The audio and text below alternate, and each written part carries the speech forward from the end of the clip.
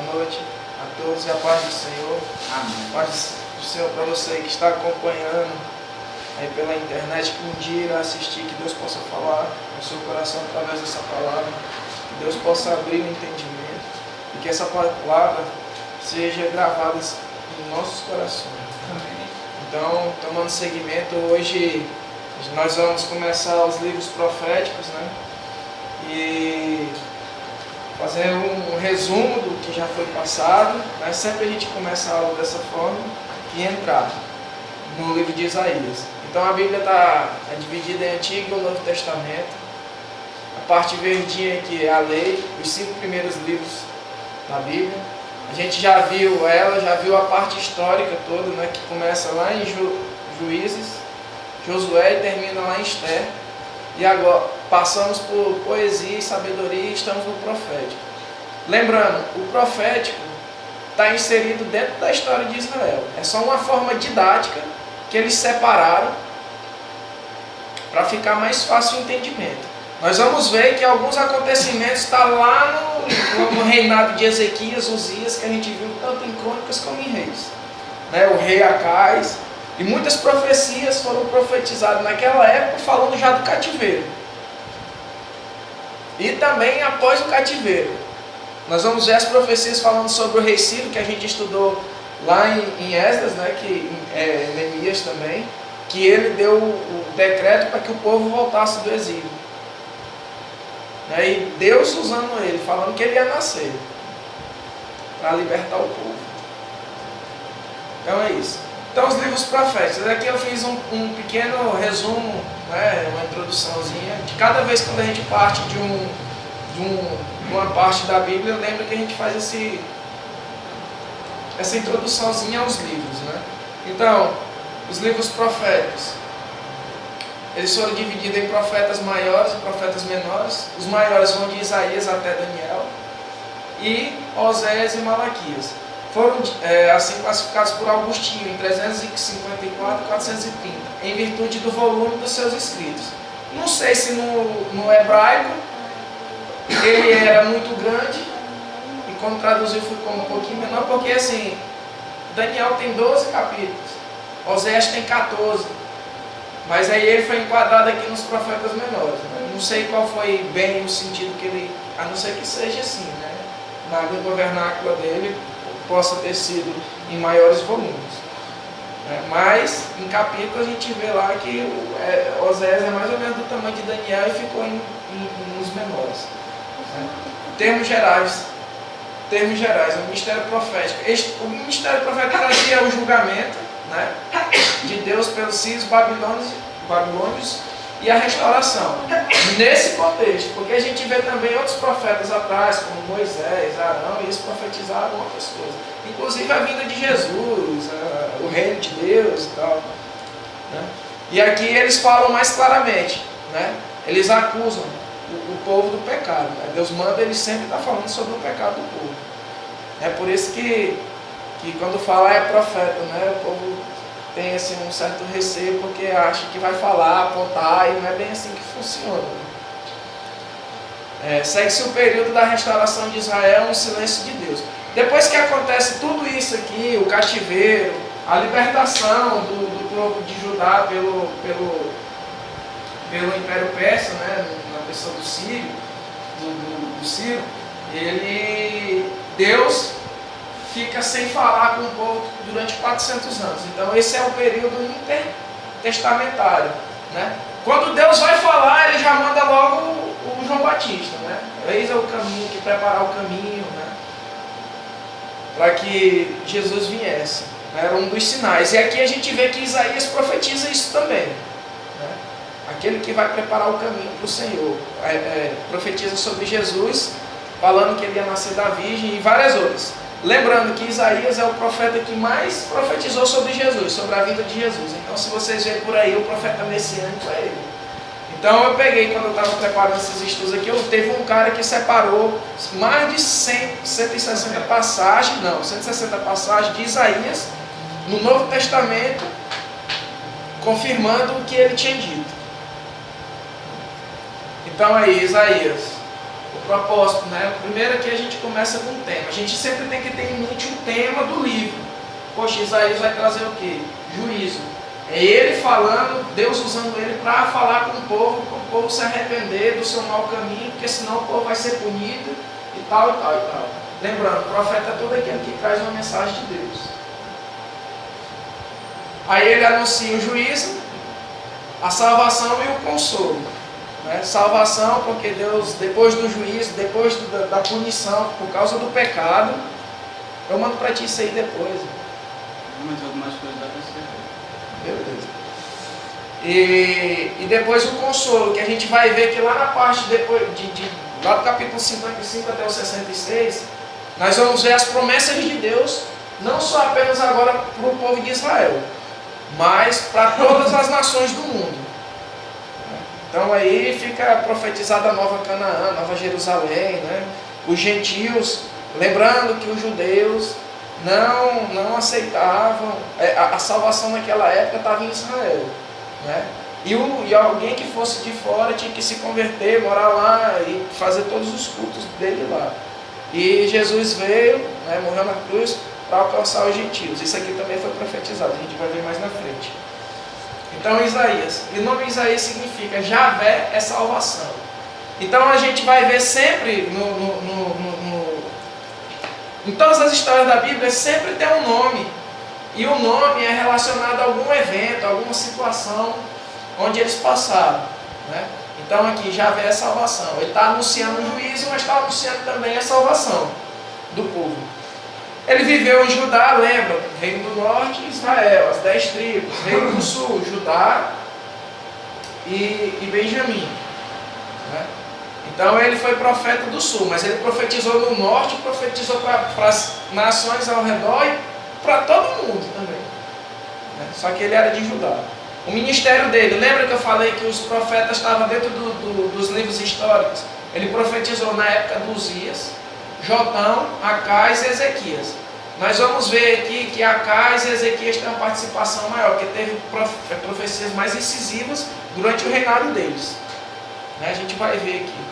Profetizou sobre o cativeiro de Israel, Judá, a restauração de Israel e o servo sofredor, que é Jesus. Por várias passagens ele fala assim, meio que outra coisa que a gente tem que entender, né? Às vezes a Bíblia está falando sobre um rei justo, o rebento de Israel. Quando fala o rei que julgará segundo a justiça, o rei perfeito, não sei o que, ele está falando de Jesus, né? A gente tem que ter em mente isso.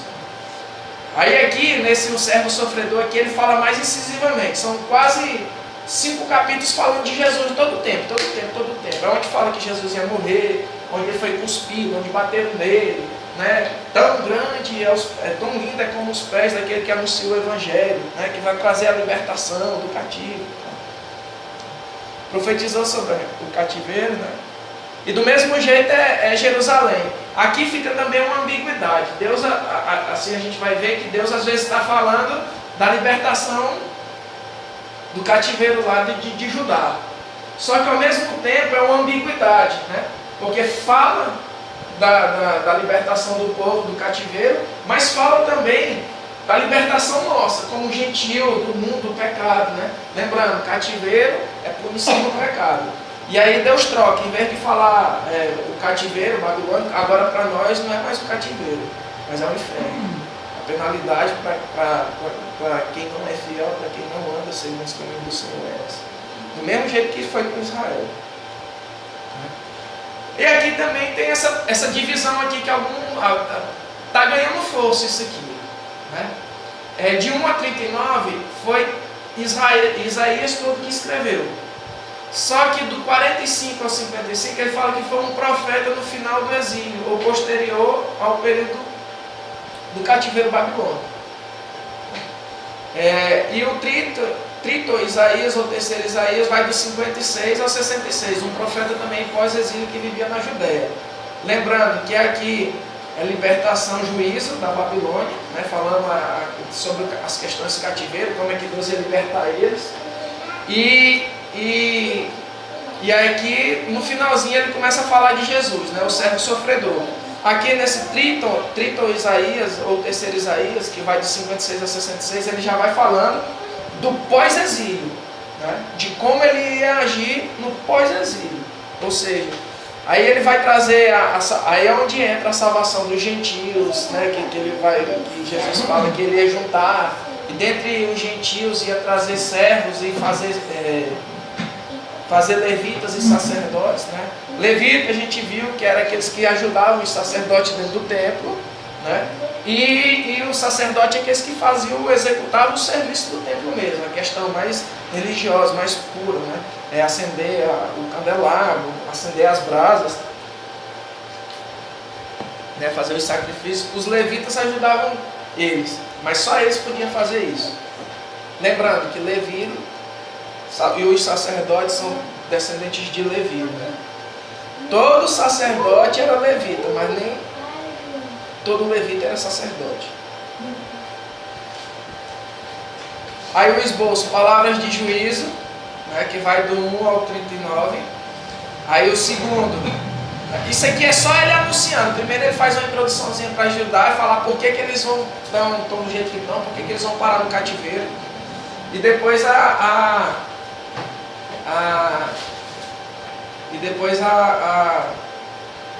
o julgamento das nações, né?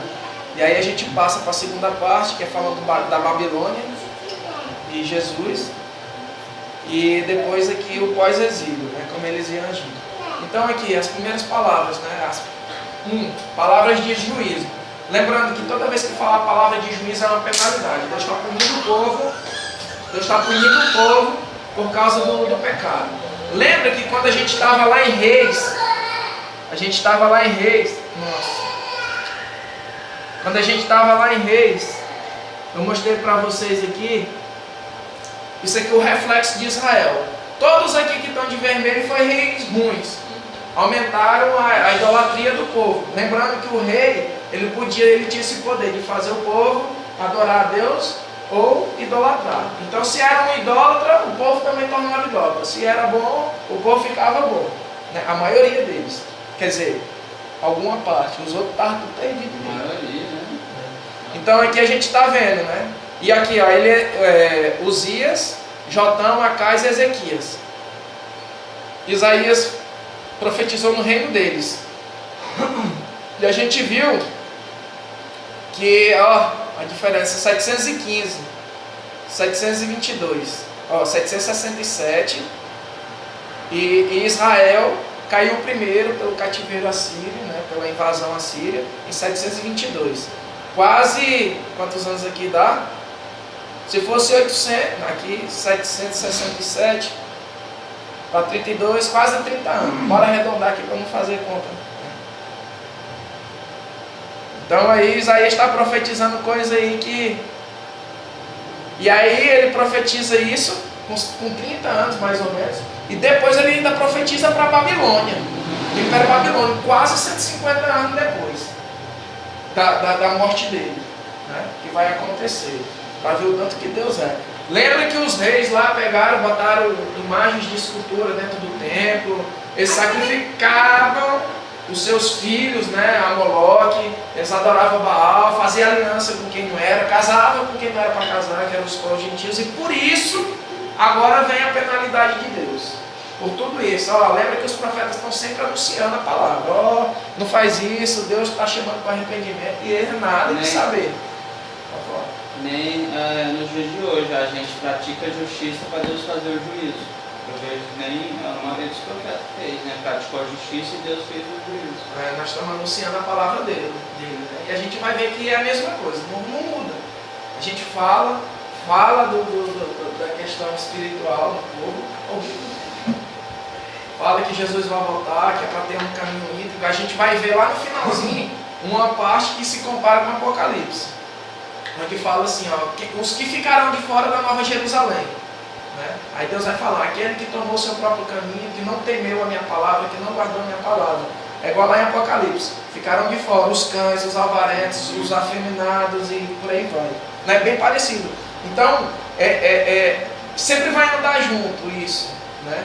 Eu acho que essa questão do cativeiro, falando do cativeiro babilônico, mas também profetizando para todos os tempos. Eu vejo assim, nesse sentido, que o Velho Testamento ele tinha bem mais mistério, mas aí o Novo já foi mais aberto e claramente mais falado. Mas né? Jesus veio para revelar as coisas do reino de Deus. Tanto é que ele fala assim, ó, eu tenho que usar as palavras de vocês, porque se eu usando as palavras de vocês não entende, quanto mais eu usar e falar do jeito que é lá no céu.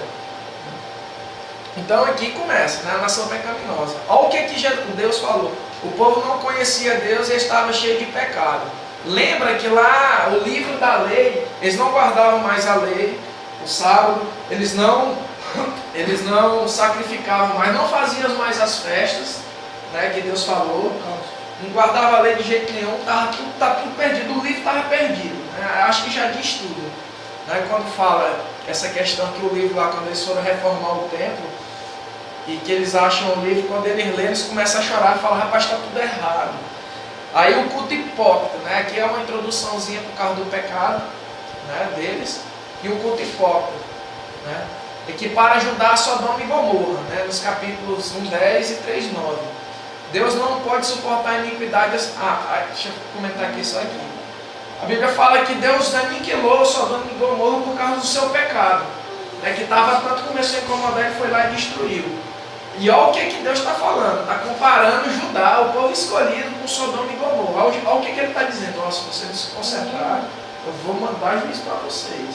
E a forma que Deus tinha de julgar era mandar um império lá e aprisionar outro, mandar matar todo mundo, por aí vai. E aqui, Deus não pode suportar a iniquidade associada ao ajuntamento solene, ou seja, o povo às vezes ia para o templo, mas Deus não era o único Deus. Eles estavam lá, faziam todos os cultos, às vezes os sacerdotes. Lembra aqui que nós estamos abrangendo um período de 4 reis. Né? Mas isso aí, todo o período dos reis, crônicas, né? Depois que o império foi dividido, o reino de Israel foi dividido entre norte e sul, e começou a bagunça toda. E aí os sacerdotes, até os sacerdotes, entraram no pecado. E estava lá como se cumpria todo o ritual que Deus mandava fazer, mas eram hipócritas, né? Não guardavam o coração de Deus mesmo. Isso aqui traz igual os fariseus, né? Na época de Jesus. Quando Jesus fala, eu sou esse povo que honra com os lábios, mas meu coração está longe. Lembra que há interessante que Israel, Samaria, os samaritanos, como foi a raça misturada e continuou com a idolatria, com o mesmo pecado, eles continuaram sendo idólatras, né? Mas Judá, eles pararam de ser idólatras, mas eles se perderam na religiosidade. Então eles colocavam as leis, isso depois que foi do cativeiro. Sinagoga, guardar o sábado, apareceu tudo depois do cativeiro, assim como a gente conhece hoje. Porque lembra, eles tinham que ir para Jerusalém, mas eles estavam no cativeiro, como é que eles iam? Então eles pegavam e criaram essa sinagoga lá para se reunir. Começaram a guardar o sábado, que era sinal da aliança, tudo, né, que eles não estavam guardando. Lembrando que eles estavam no cativeiro e não sabiam por que estavam. Poxa, mas por que a gente está aqui? Deus falhou com a gente. Aí eles fizeram a revisão toda deles lá e chegaram à conclusão que era por causa do pecado deles que eles estavam lá. E viram que era Deus que tinha anunciado tudo isso. O julgamento e redenção de Jerusalém. Aqui Deus começa. Lembra que por várias vezes Jerusalém tentou ser invadida e Deus ia lá e não deixava. Então criou-se digamos assim, uma ideia que Deus jamais ia deixar Jerusalém ser destruída, né? Porque Deus sempre livrava eles, era só eles arrepender, mas aí é um tanto de tempo que tem que eles estão em pecado. E Deus só anunciando. Até que Deus manda a Babilônia para ir lá e fazer esse cativo. Aí aqui Deus anunciando o juízo, como se fez prostituta a minha cidade fiel. Lembrando que nesse termo aqui Jesus está falando de prostituição, mas prostituição espiritual, por causa da idolatria do povo lá de Israel. Então lembra, né, que vocês se prostituíram com outros deuses, né? Então nesse sentido. Aí Deus falando, isso aqui tudo é Deus falando. Voltarei contra ti a minha mão. Em 2:25. Mas o 2 é da 22? Oi? 2 é da 22. Vixe, então eu errei aqui. Às vezes eu vou Eu vou editando. Eu vou editando aí, às vezes eu coloco alguma outra aí errada. 2,25. Não, é o 1,25. Voltarei contra ti a minha mão, purificar-te-ei com a potássia das tuas escórias, e tirarei de ti todo o metal impuro e tal. Será redimida, é o 1, viu? É o 1,25. Será redimida pelo arrependimento. Ó, se vocês se arrepender, quando vocês se arrepender, isso aqui só, infelizmente só aconteceu no cativeiro, né? Depois que, e muita gente é assim, né? Só se arrepende depois que não tem mais jeito. Aquele que dura serviço, que despreza a repreensão, quando for quebrado, será quebrado de uma maneira que não tem mais conserto. Então ali, infelizmente para alguns não teve mais conserto, só para outra geração. Os transgressores são destruídos, né? Transgressores é os pecadores, todo aquele que fez pecado. Lembrando que isso aqui, a maioria do povo estava em pecado, mas tinha aqueles lá que se permanecia fiel, né? Lembra de Elias, quando Senhor, me mata, não sei o que. Elias, eu guardei aí, acho que 5 ou foi 7 mil que não se dobraram. Então, eram muito poucos os fiéis. E aqui era do menorzinho até os reis, o sacerdote estava tudo envolvido. O meu povo será levado cativo. Olha a profecia aqui para eles. Aqui 5,13. O meu povo será levado cativo por falta de entendimento. É o que a gente sempre fala, né? Osés também fala, o meu povo se perde por falta de conhecimento. Meu povo está sendo levado cativo por falta de entendimento. Então aqui Deus está julgando, está falando. Lembra que eles estão se perdendo porque eles não conhecem a palavra de Deus. Os sacerdotes falharam em anunciar, outros falharam porque se desviaram mesmo. Mas o certo é que estão errando, estão indo para o cativeiro por falta de entendimento, porque não conhecem a palavra, não sabem a vontade de Deus. Do mesmo jeito quando foi que eles acharam lá que o sacerdote Luquias achou o livro perdido, e quando eles começaram a ler, que eles falaram, meu Deus, está tudo errado, né? Abriu um entendimento para eles e eles começaram. Aí começou uma grande reforma no templo. Rejeitaram a lei do Senhor, desprezam a sua palavra, no 5,24. É aquela coisa que a gente estava falando agora há pouco, né? A gente vem anunciando, rapaz, muda de vida, tenta buscar Deus que um dia Jesus vai voltar, ou Jesus pode voltar para ti, só para ti amanhã. A gente não sabe o dia do amanhã. Jesus sempre faz a analogia do peixe, né? Assim como o peixe é apanhado pela rede, também é você não sabe o dia. Infelizmente, a gente vai anunciando, assim também foi nos tempos de Noé, nos tempos de Jesus, vai ser na segunda volta de Jesus também, e por aí vai. Ó, a gente não pode perder o foco aqui, que sempre sempre Isaías está trazendo uma palavra de juízo. Lembra aqui do cabeçalho aqui, ó, do 1 ao 39, do capítulo 1 até o 39 é só juízo, é só anunciando. O chamado de Isaías. Aí ele pega, ó, no ano da morte do rei Uzias, eu vi o Senhor assentado no seu trono. Quando vi a santidade de Deus, ele pensou que ia morrer. Ele viu os querubins lá, Deus no trono, toda aquela glória lá dele, e falou, rapaz, eu vou morrer. Eu esqueci só de tirar aqui, mas tem nada não. E é assim quando a gente... Isso é um exemplo bem prático. Por exemplo, quando a gente está no mundo que a gente não conhece a palavra, lembra que a Bíblia ali, agora quando a gente falou que o povo está se perdendo por falta de entendimento. Quando a gente não conhece a Deus, quando a gente não tem entendimento, quando a gente não tem seguido buscar Deus, a gente não está nem aí com nada. Né? Eu falo por mim. Né? Só que quando a gente começa a entender... Quando Deus começa a se revelar a gente, a primeira coisa que a gente sente é que a gente é um pecador, que a gente vai morrer e a gente só morre porque é a graça de Deus. E assim foi com Isaías também. Eu habito no meio do povo de lábios impuros. Né? Aí ele fala que o anjo foi lá, pegou uma brasa do altar e tocou nele.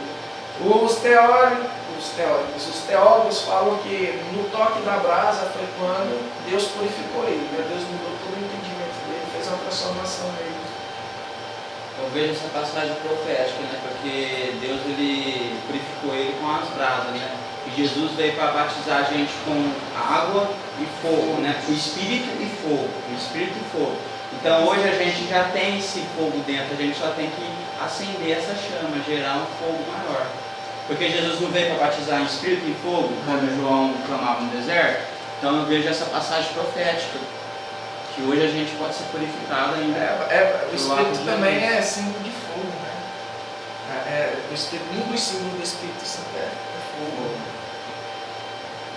As brasas de Deus purificou ele e o seu ministério é iniciado a anunciar o arrependimento e não para se guiar por vista. Né? Naquele tempo, lembra que Deus sempre tinha que fazer um milagre para o povo, né? Deus sempre estava fazendo. E aí o que acontece hoje? Deus ainda faz hoje, mas a maioria de nós nos guiamos por vista, não por vista, mas pelo coração, porque Deus, a gente sabe que Deus não faz tudo isso e é muito além do que um simples abrir de mar, fazer chover fogo. Acho que o mais importante é essa questão do nosso relacionamento com Deus. E aí ele pergunta para Deus, até quando? Até que seja desolada todas as cidades, ou seja, até quando houver o cativeiro. Essa desolação aqui é quando eles invadiam, eles quebravam com tudo, destruíam com tudo. As cidades tocavam fogo, matavam o povo, e por aí vai. E aí, a profecia contra Israel e Síria, 65 anos. Essa profecia aqui é o seguinte, lá em Reis a gente viu que nesse período a Síria, ela era um império que estava subindo e estava detonando todo mundo. A Síria e Israel, o reino do norte, é que o rei da Síria aqui no tempo era o Rezim, e aqui era Peca, filho de Remalias.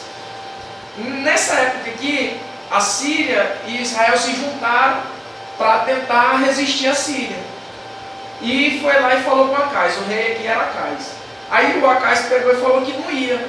Não sei se orientado ou se Deus, a Bíblia fala que Deus inclina o coração do rei para onde quer. Ou seja, o coração de qualquer um para onde ele quer.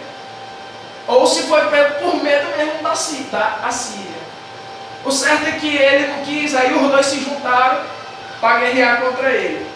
E aí o profeta se levanta, Isaías se levanta e fala que em 65 anos o reino de Israel seria invadido, seria cativo pela Síria. A gente vai ver aqui que o Acais faz uma coisa que não era para fazer. Ele fica com medo e vai lá na Síria, no rei da Síria. Quando ele chega lá no rei da Síria, lá em Reis só fala que o rei da Síria ajudou ele. Mas lá em Crônicas fala assim, que ajudou, que resistiu, que subjugou ele. Né?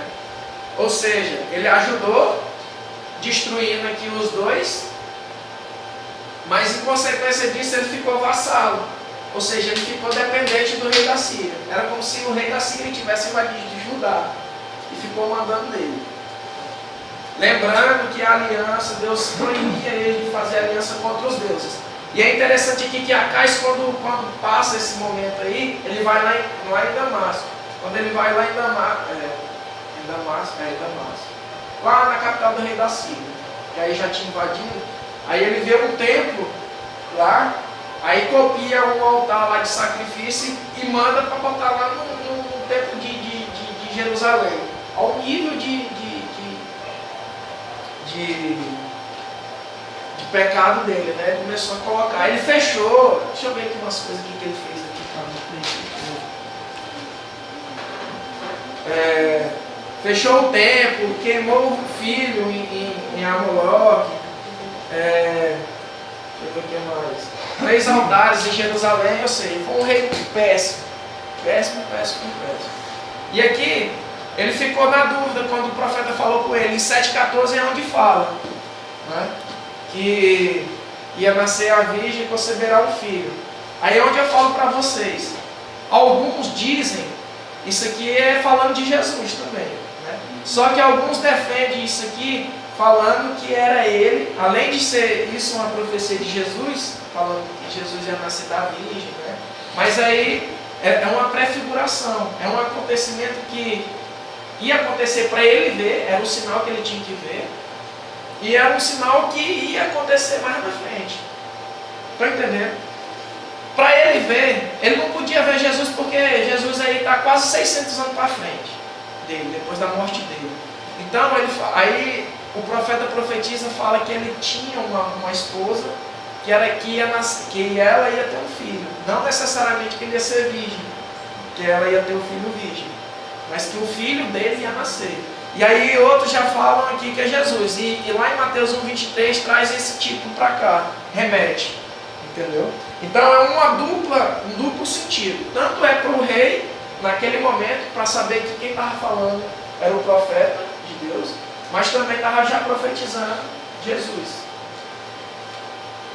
A invasão dos assírios.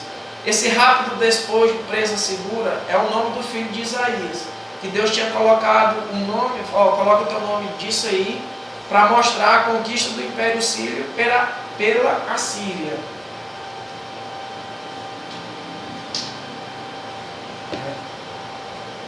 Aí aqui, o nascimento, isso aqui tudo, eu estou resumindo isso aqui, né, só para dizer isso, que a conquista do Império Sírio foi predita no nome do filho de Isaías. Se a gente for, o capítulo inteiro fala só disso. E às vezes vocês vão ver que quando vocês forem lá em casa, é uma linguagem muito difícil, às vezes para a gente entender isso. Ele passa um tempo todinho só para chegar nisso aqui, ó. A Síria vai dominar vocês. Aí aqui fala de Jesus, né? Ó, o nascimento e o reino do príncipe da paz. Né? Maravilhoso, conselheiro, Deus forte, Pai da eternidade. Esse é um dos capítulos que falam de Jesus, né? Assim, grande parte do capítulo fala de Jesus, no 9. A gente vai ter aí também o 42, 49, 50, 51, até o 55. E dentro de todo o livro de Isaías vai falando de Jesus também, só que em poucos versículos, assim como eu falei, né? O cara achou lá 160 profecias e trouxe as 165 confirmando, igual essa aqui. Essa aqui, por exemplo, eu sabia, mas não sabia qual era o lugar lá em Mateus. Aí eu peguei aqui e coloquei lá desse lugar. Eu ia tentar trazer, mas ia ficar muito grande, né? A profecia contra Israel. Aí aqui, outra profecia contra Israel, porque estava querendo guerrear contra o povo de Judá. Aí aqui, nessa profecia do capítulo 9, na metade do capítulo 9, o Senhor suscita contra ele, está falando de Israel, reino do norte, os adversários, né, de Rezim. Os adversários de Rezim eram o rei da Síria, e Rezim era o rei sírio. Aí aqui é onde fala de Acaz e pronto, vai contar essa história toda que eu falei para vocês, que é os dois se juntando para querer derrotar ele, porque não quis se juntar na coalizão para ir contra o rei da Síria. Está um pouco rápido.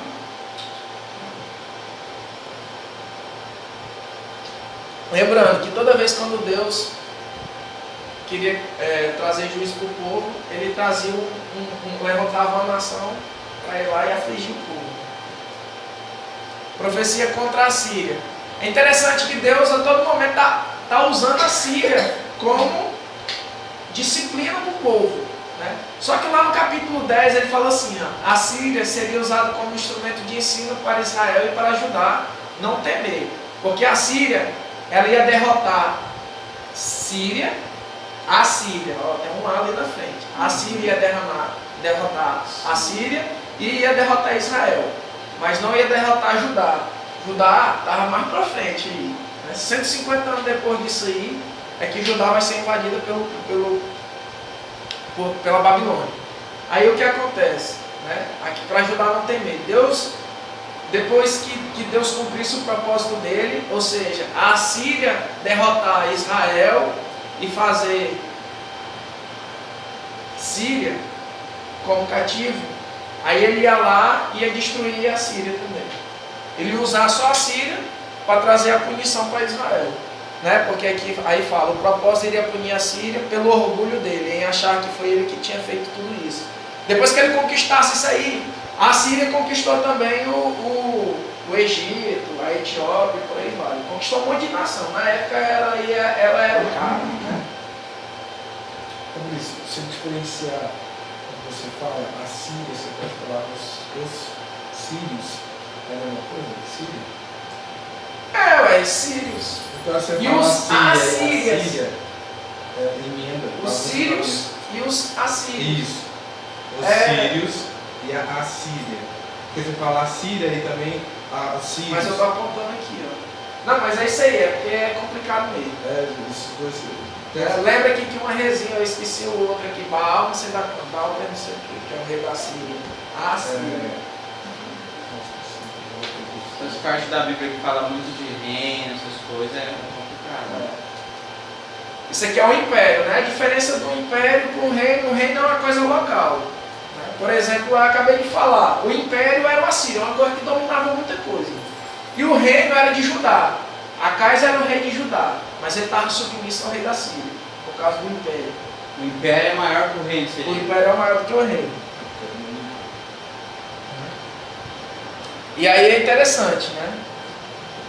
Aí aqui, o reinado pacífico do rebelde de Jessé. Isso aqui é mais uma profecia de Jesus. Profecia sobre Jesus. Não julgará à segunda vista. E aí vai falando um monte de coisa que ele vai fazer. Mas eu trouxe só isso aqui, que é para dizer para vocês que era Jesus sendo profetizado aqui. O rebento de Jessé. A raiz de Davi. O rei justo. Aí ele pega no 12 e canta louvor pela restauração de Israel, porque Deus iria juntar o povo daquele que estava fora de Israel. Aí aqui mais uma vez, isso é para o tempo que estava se cumprindo lá, que quer dizer, lembra que aqui ainda nem se cumpriu isso aí é 65 anos, né, que a gente viu na profecia lá, 65 anos, quando fosse cumprir, a partir da profecia para frente. E a Bíblia fala aqui que quando isso acontecesse, Deus ia juntar tanto o povo judeu, mas isso aqui pode ser expandido também para nós hoje. A graça sendo estendida para os gentios, né? Pelos escolhidos e tal. Então, sempre tem em mente isso aí também. Às vezes ele fala para a nação, mas é um duplo sentido, tanto para a nação quanto para o mundo inteiro. No 13 e 14, a profecia contra a Babilônia. Isso aqui, esse asteriscozinho aqui, é que é o seguinte, na verdade não era a Babilônia, era a Síria, que estava dominando. Né? Aí o dia do Senhor contra a Babilônia. Na Bíblia, lá, na nota lá, o cara fala que como a Síria estava sendo dominando a Babilônia, aí ele falou da Babilônia. Mas na verdade era a profecia também contra a Síria. O dia do Senhor contra a Babilônia, a profecia contra os filisteus depois da morte de Acais. E Deus disse que do norte vinha fumaça. Ou seja, a profecia aqui do norte. Mas lembrando que a Assíria, lá em Nínive, uma das capitais do Império Assírio era de Nínive. No começo das primeiras aulas, eu sei que os que aqui que estão presentes não viram, mas na primeira aula eu explico tudinho onde é que é cada lugar da Síria. Então por isso que Deus fala, Deus está trazendo o rei lá do norte para trazer o juízo e fumaça. Vinha fumaça, destruição, né? Cativeiro, lá no 14:31. Então esses dois capítulos aí vai falar só disso. Aí aqui começa a profecia para um monte de nação. Profecia contra Moabe ali do lado. E aí eu anotei isso aqui, né? Ele profetizou contra Moabe que seria também dominado. E em 3 anos a profecia se cumpria. Às vezes, ele chegava a dizer a data do cumprimento. Ó, tal ano, assim, assim, né? A partir dessa profecia, daqui a 3 anos, daqui a 65 anos, daqui a 1 ano, vai se cumprir. Né? E tem lugar que Deus manda ele escrever, assim, o povo estava tão idólatra naquele tempo, estava tão desviado, que Deus fala assim, Isaías, escreve. Porque senão, quando acontecer, eles vão dizer que é os ídolos. Então escreve aí que é eu que estou falando que vai acontecer, para no dia que acontecer, falar assim, foram os ídolos que falaram. Aí aqui profecia contra Damasco, Efraim, profecia contra a Etiópia. Etiópia, Egito é o norte da África, ali fica pertinho, né, de Israel. Profecia do cativeiro dos egípcios e do Etíope. Essa profecia aqui é interessante, ó. Deus mandou Isaías se despir 3 anos para mostrar o que aconteceria com o Egito e a Etiópia, através da Síria. Porque Ezequias estava querendo se aliar ao Egito Aqui já não é mais o rei Acais, mas já é o rei Ezequias. Estava querendo se juntar com o Egito para resistir à Síria. E aí é onde entra a história lá de Senaqueribe, que a gente vai ver mais na frente. Né? Que ele sitia, ele chega a dominar a parte de Judá e tal. Né? A profecia aqui de que ele ia andar pelado lá era para mostrar para o Egito que eles iam ser levados cativos. O interessante é que Deus mandou ele tirar a veste de profeta e andar com a bunda do lado de fora. Né? Porque era desse jeito que eles levavam os cativos. Né? Quando era pego, uma forma de humilhação, né? Tirava lá, deixava ele com parte despido. E aí Deus pega e manda Isaías andar 3 anos com a bunda do lado de fora. Né? Profecia cumprida por Azar, esse aqui é rei da Síria na época, 670. Aqui Israel já tinha caído. Israel caiu em 722 pela Síria. A Síria. Né? Isso para mostrar a Ezequias que esta coalizão era fraca e não podia confiar em homens. Né? Ou seja, Deus queria mostrar para ele, através dessa situação, que o profeta, não confia nele não, porque eles são fracos, confia em mim. E quando a gente lê Reis, dá a entender que ele foi fiel, confiou. Né? Ele não conta essas partes assim não, mas imagina que ele todo o tempo foi fiel na questão de obedecer a Deus. Ezequias, você fala? Ezequias era o rei que fez a reforma, era o filho do Acais. Foi muito bom no começo, terminou ruim. Ele teve a doença. Fez a reforma, quebrou, derrubou. Que aí ele voltou. Aí então a gente palavra vai de falar morte na para frente. ele volta. Esse aí. Aí ele tem um filho que é um dos piores reis que tem. O pai dele foi terrível, né? O filho dele também é terrível. Acho que o filho dele foi o Manassés. Esse aí foi. Foi Esse aí é verdade, é Manassés porque. Foi o pior rei. Que mandou matar O filho. segundo a tradição. Queimado, né? Esse aí foi Acais. Mas eu acho que ele também fez isso. É interessante que Manassés é que, segundo a tradição judaica, que mata Isaías. Mas, segundo ele, diz que matou Cerrado no meio. Profecia contra Tiro, né, que é lá no norte, lá de Israel, do 24 ao 27, do capítulo 24 ao 27 é conhecido como o Pequeno Apocalipse, porque vai trazer uma profecia de julgamento para o mundo inteiro. Não é só, aqui até agora é só nação perto lá de Israel, mas aí ele começa a disparar para o mundo inteiro. Por isso que é conhecido como o Pequeno Apocalipse. E é julgamento mesmo do povo. Mas aí traz também a misericórdia e a salvação divina do povo. Do 28 ao 29, aí começa a questão do rei da Síria, Senaqueribe, sitiar Judá. Aí ele já tinha conquistado os povos tudinho ali e estava querendo invadir Judá. Do 28 ao 39. Do 30 ao 31 contra a aliança com o Egito. É esse aqui eu vou ler. Isaías 30, 8, 10. Isso aí profetizando, aquilo que já tinha sido profetizado lá atrás. O cara ainda estava teimando em querer fazer aliança com os egípcios. Falar com as palavras aqui. 30, 8, 10. Vai, pois, escreve numa tabuinha perante eles, escreve em um livro, para que fique registrado para todos os dias vindouros, para sempre, perpetuamente. Porque o povo rebelde é estes filhos mentirosos, filhos que não querem ouvir a lei do Senhor. Nessa época, além de tudo isso, o Ezequias estava querendo fazer aliança. E no final, ele ainda quer fazer aliança com o rei da Babilônia, depois disso tudo aí, depois de ser repreendido desse jeito, com duas profecias diretas. Aí no 31, fala: ai dos que descem ao Egito em busca de socorro, e se estribam em cavalos e confiam em carros, porque são muitos, e em cavaleiros, porque são muito fortes, mas não atentam para o Santo de Israel, nem buscam o Senhor. É igual eu falei, quando é dito lá em Reis essa história aí, a gente tem uma ideia de que ele confiou só em Deus, mas um tanto de repreensão que ele pegou para ele confiar em Deus. Então botaram, o profeta foi lá e botaram ele na parede. Rapaz, é assim, assim, assim. Né? E quando Deus quer cumprir o propósito, porque Deus podia deixar. Né? Mas Deus queria mostrar para o povo que Ele é que faz, que é Ele que manda. Em tudo. No 32 ao 35, palavras de juízo e esperança. Aí vai trazer palavras de juízo para o povo de Judá, da Babilônia, tudo. E aqui no 36, Senaqueribe e Ezequias. Né? Vai contar a história. Né?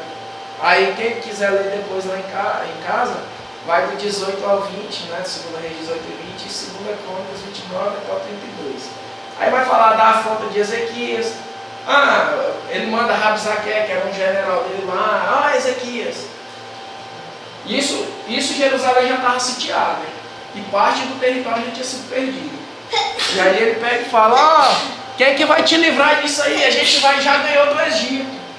Aí ele fala, e Deus já tinha falado que não era para Ezequias confiar no Egito nem nas outras nações. Né? E aí ele pega e debocha do Egito, confirmando a profecia que Deus tinha, né, para ele. Aí ele pega, aí ele vai e consulta, né, Senhor, o Senhor não viu, manda o servo dele lá consultar Isaías, Senhor, o Senhor não viu, ele afrontou o rei dos exércitos, o Senhor. Aí Isaías pega e fala que ele vai voltar pelo mesmo caminho e vai morrer na casa dele. Né? Quando chegar lá ele ainda vai morrer.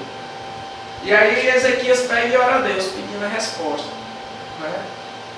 Confirmando que Isaías disse.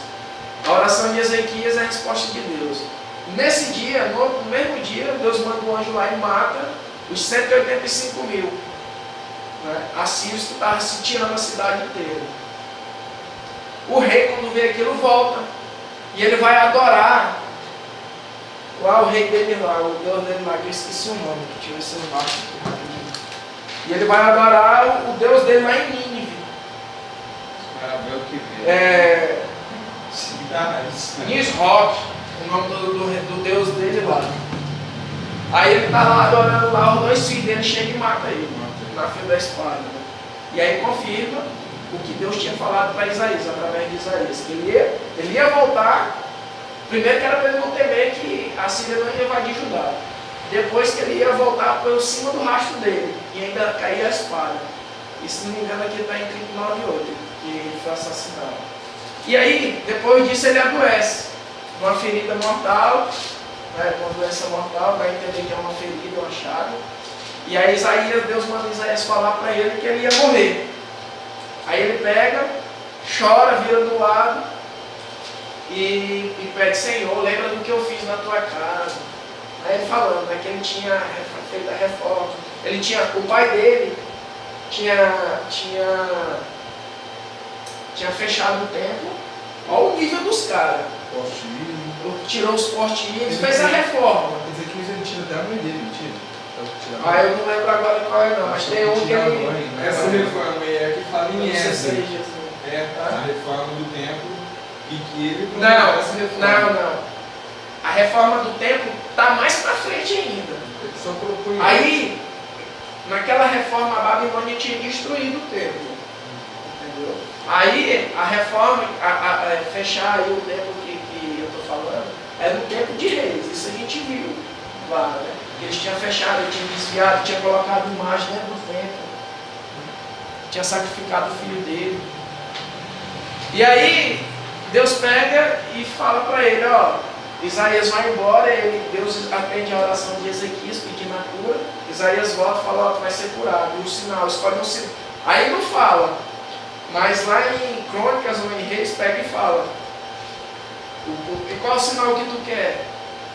Que o sol adiante 10 graus ou que o sol retroceda 10 graus? Aí lá ele fala, eu quero que volte 10 graus. Aí eu contei para vocês uma história que diz que tem um cientista lá na NASA, vocês lembram, né? Que foram fazer a contagem do tempo, faltava um dia. Aí eles acharam que era lá no tempo de Josué E aí, mas faltava 10 graus, né? 10 graus dá quantos minutos mesmo? Dá 40 minutos. 15 graus é 1 hora. 10 graus é 40 minutos. Os 40 minutos que faltavam do dia foi achado aí. Tentei achar a fonte disso, mas eu acho que é conversa.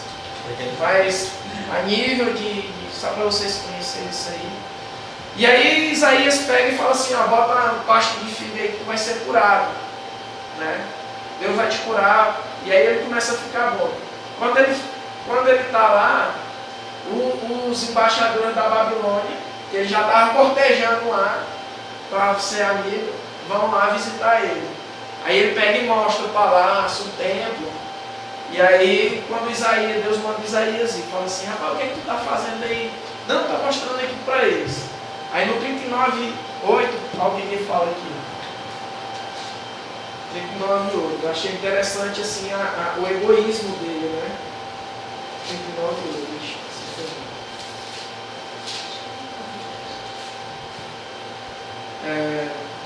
Os dois próprios filhos. Ele fala que não é pro dia de hoje, né? Então, essa palavra. Ó, aqui, ó, começa do 5. Então Isaías diz, ouve a palavra do Senhor. Eis que virão dias em que tudo quanto houver em tua casa, com o que entesouraram teus pais até o dia de hoje, será levado para a Babilônia.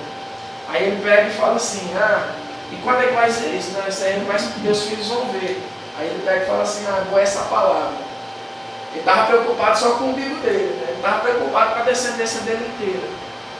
Então a gente vê aí que por mais que ele tenha sido um rei reformador, um rei bom, ele termina mal. Não é que ele termina mal, mas ele deu os seus escorregões, né? Assim como Davi, assim como Salomão, Josias. A maioria dos reis lá de Judá também, eles deram umas escorregadas. Ele não se arrepende. Não, a Bíblia não deixa claro sobre isso. Mas ele não, a gente na história dele ele só fez sobre isso. A gente não pode falar porque a Bíblia não está dizendo. Fala que isso aí talvez fosse um deslize dele. Assim como a gente também comete deslize todo dia. Mas ele vive depois de acho que mais 7 anos. Não, a Bíblia fala que essa profecia ia durar mais 15 anos. Ele ia dar mais 15 anos de vida para ele. Aí a gente entra na segunda parte. Lembra aqui, ó, que tudo foi falando de juízo, Deus vai mandar, vai fazer isso, aquilo, outro. Agora, promessas do Senhor antes da volta do exílio. Aqui, gente, ainda não tinha acontecido o exílio, vocês têm que ter em mente isso. Ele viveu na época de Ezequias. O cativeiro ainda tem quase 200 anos para frente. Mas aí Deus já está prometendo tirar eles, libertar eles e depois o que vai acontecer depois do exílio. Né? O Senhor vem, aí ele vem falando de que Deus vai vir, trata da restauração do povo do cativeiro, né, de Judá, 41, trata dos preparativos da vida de João Batista. Aqui eu vou ler isso aqui que é bem interessante. 43. Voz do que clama no deserto. Olha o que fala. O Senhor vem, o título desse texto, e aí vai falando, vai consolar meu povo, tal. E no 3 ele fala, voz do que clama no deserto, preparai o caminho do Senhor, endireitai no erro a vereda do nosso Deus. Então, Isaías profetizou. Uma dúvida que eu tenho é sobre esse significado dessa palavra vereda. O que seria? Caminho. É o caminho mesmo, né? É o caminho. Endireitai a vereda. Endireitai o caminho. Endireitai. Deus suscita um redentor. Aí aqui, mais uma vez, o redentor, na época do cativeiro, é Ciro. Mas quem é o redentor? Nosso. É Jesus. Então assume uma figura de Ciro para aquela época e para Jesus para nós. Então trata de Ciro, quem suscitou do Oriente. Lembra? Vai estar vindo fogo e fumaça lá do Oriente, está conquistando todo mundo. E Jesus, no 11, deixa eu ver o que eu quis dizer com esse 11 e 14 aí. Estou lembrado. 41, 11 e 14. 41, 11 e 14. Tu és o meu servo, eu te escolhi, não te rejeitei. Não temas porque eu sou contigo, não te assumo porque eu sou teu Deus. Eu te fortaleço e te ajudo e te sustento com a minha destra Eis que envergonhados e serão confundidos todos os que estão indignados contra ti. Serão reduzidos a nada e contemplam contigo, e os que contendem contigo. Essa palavra aqui também foi para Jesus. Né? Uma pedra de tropeço, uma pedra de... várias vezes fala sobre a destra de Deus, né?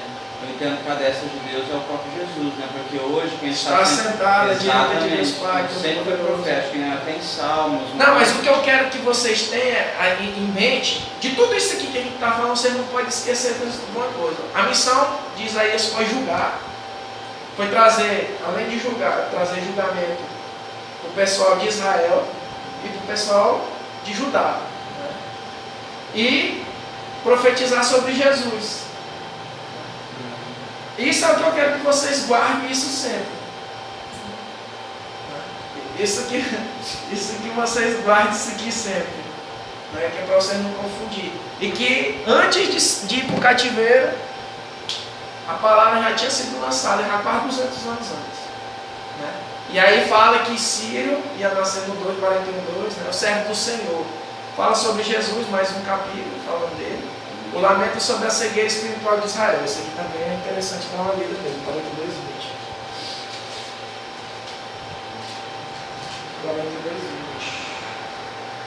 42:20. Tu vês muitas coisas, mas não as observas, ainda que tens os ouvidos abertos e não ouves. Isso aqui não é só para Israel, é para o mundo inteiro. Né? Tem ouvido, mas não ouve. Né? Aqui nós não vamos falar, naquele contexto está falando de imagem, né? Mas nós vamos falar de gente. Tem ouvido, mas não ouve, tem ouvido, mas não vê. Né? As pessoas que não aceitam a verdade de Cristo na sua vida. Então, cegos, né? No 24 aqui. Acaso não foi o Senhor aquele contra quem pecaram, nos caminhos do qual queriam andar, não dando ouvidos à sua lei, pelo que derramou sobre eles o furor de sua ira e violência da guerra. Isto lhes ateou o fogo ao redor, contudo não entenderam e os queimou, mas não fizeram caso. Então você vê que todo o tempo Deus está mandando, está dando a oportunidade para o povo. Rapaz, vocês estão errados, vocês estão errados, vocês estão errados, se arrepende. Igual a gente está vivendo agora. E são poucos. Né? Às vezes dentro da igreja mesmo. A libertação do jugo da Babilônia. No 43, aí Deus já, Isaías, através de Isaías, Deus já tinha profetizado que eles iam para a Babilônia, que Deus ia levantar Sírio, né, para libertar a Babilônia. Lembrando que quase 200 anos. Né? 43, 14. Quando eu boto assim o versículo, é porque eu achei muita coisa interessante. Assim diz o Senhor, que vos redime, o Santo de Israel: por amor de vós enviarei inimigos contra a Babilônia, e a todos os de lá farei embarcar como fugitivos, isto é, os caldeus. Caldeus é o mesmo povo babilônico, nos navios com os quais se vangloriavam. E mais uma profecia, né, de libertação do povo. Né, dos 70, esse ano de cativeiro durou 70 anos. Isso aí foi profetizado por Jeremias. Né, o tempo. Isaías só profetizou o cativeiro, falou que ia ser liberto, falou que Ciro ia nascer só para cumprir o propósito de Deus. Né?